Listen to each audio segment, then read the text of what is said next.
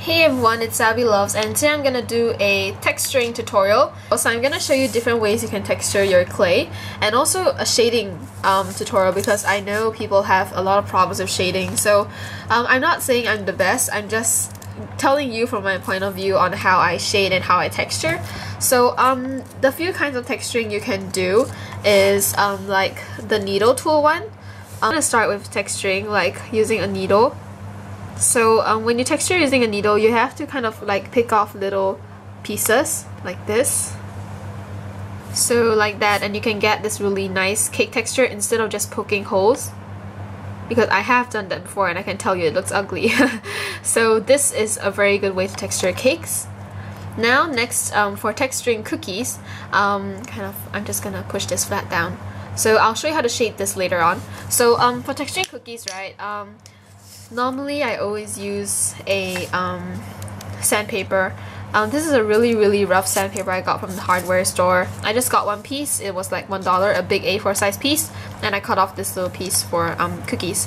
So this one I learned from from Rice Charms. I don't know, I'll put a link to her YouTube below. She taught me this way. I saw it in her tutorial. So you put the clay on the sandpaper and you take a toothbrush and you just kind of go over it on top, like really roughly. So you have this really nice texture, and flip it to the bottom and texture again here, and let the top part of the cookie get textured by the sandpaper. Once you have textured, you can see it's a really nice texture. And I'm just gonna show you how to do shading now for cookies.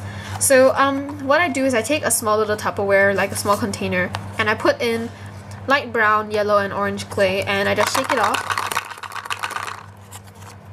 Open it up, and you can see there's some residue over there.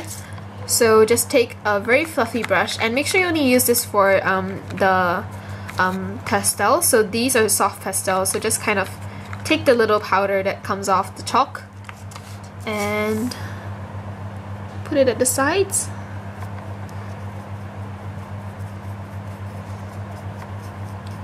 The sides are always much more darker than the middle, so make sure you do a very good job on the sides.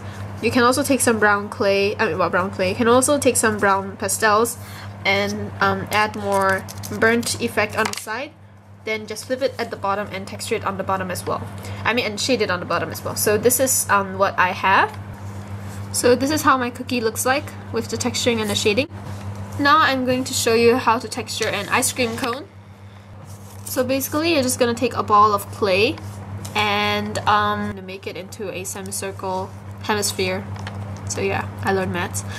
So this is just basically how to make the top. You can just take like a needle tool and drag some at the bottom, but any style is yours. You can do whatever style you prefer, but I'm just gonna show you how to texture the top, I guess. For ice creams, there are a lot of these little lines on the top, and that actually makes up to most of the textures on ice creams. Then after that, I just take a toothbrush. So this is my ice cream cone, my ice cream scoop.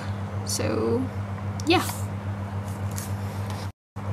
So those are my different methods of texturing and shading.